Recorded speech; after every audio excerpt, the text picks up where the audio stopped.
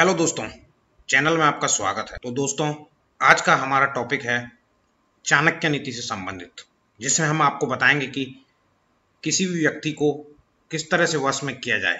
यह हमारे टॉपिक का तात्पर्य है कि जीवन में आगे बढ़ने के लिए इस संसार में हमें सभी से सामंजस्य बनाकर रखना होता है।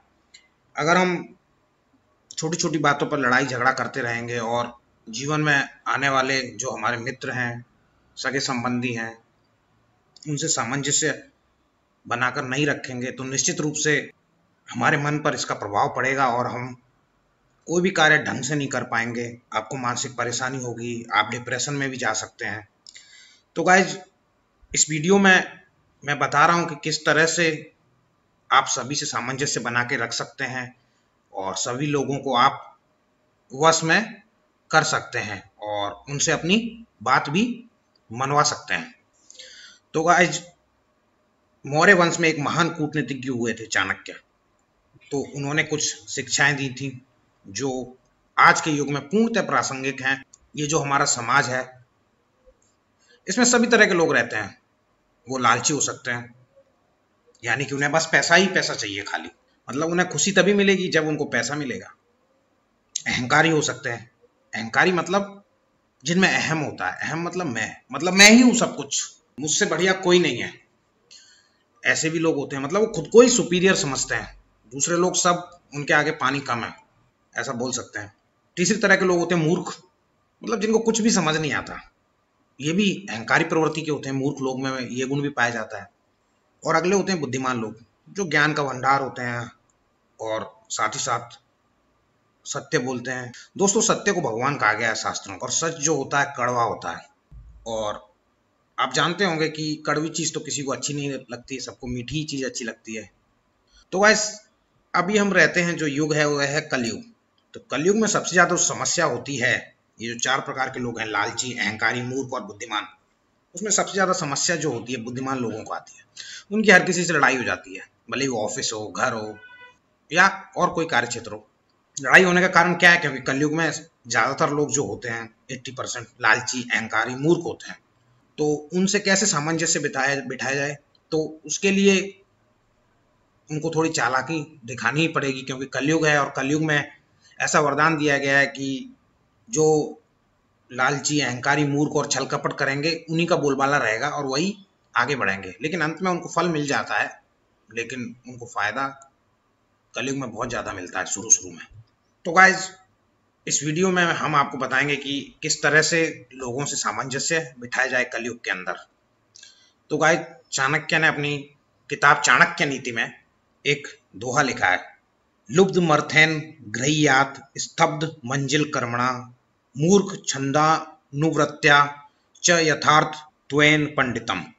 तो इस दोहे के अनुसार किसी भी व्यक्ति को उसकी प्रवृत्ति के अनुसार वश में किया जा सकता है। तो देख लेते हैं कि लालची व्यक्ति को कैसे वश में करते हैं। तो उसको लालच दीजिए, जो चीज उसको पसंद है। अगर उसको पैसा पसंद है तो उसको पैसा देकर वश में किया जा सकता है, या उसकी कोई चीज पसंद है तो उस चीज का लालच देकर उसको वश में किया जा सकता है। ऐसा करने से आपका लालची व्यक्ति से कभी कोई झगड़ा नहीं होगा।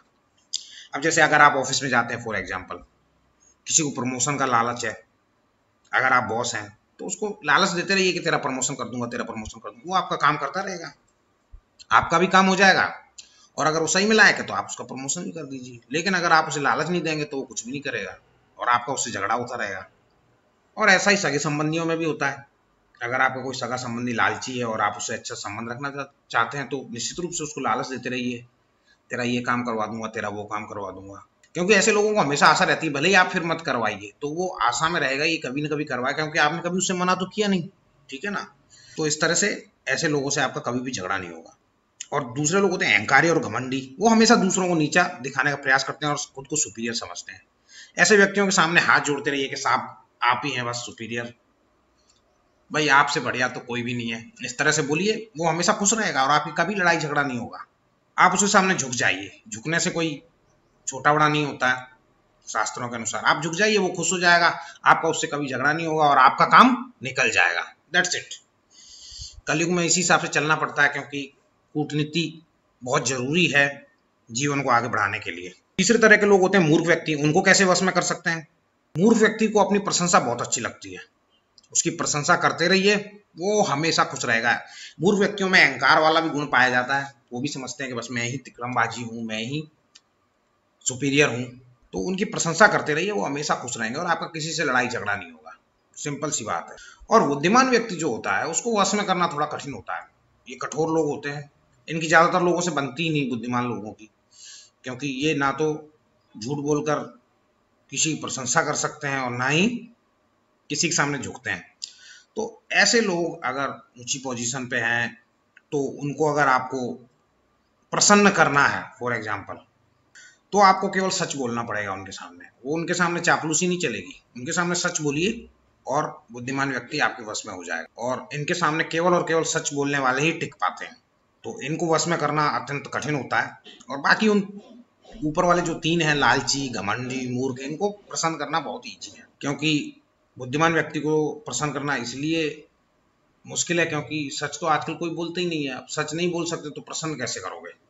कलयुग में बहुत कम लोग सच बोलते हैं, जो सच बोलते हैं बहुत टिक पाना मुश्किल है। और चारों टाइप के लोगों को प्रसन्न करना तो सबसे बड़ा और अच्छा काम है। आप मधुर वाणी का प्रयोग कीजिए। आप कोई गलत बात भी बोल रहे हैं, मतलब किसी का अपमान भी कर रहे हैं, तो मधुर वाणी से कीजिए, चिल्लाइए मत। सॉफ्ट आवाज में आप किसी की बेइज्जती कर सकते हैं, तो उसको इतना बुरा नहीं लगेगा जितना आप चिल्ला के अगर उसकी बेइज्जती करेंगे तो उसको बुरा लगेगा।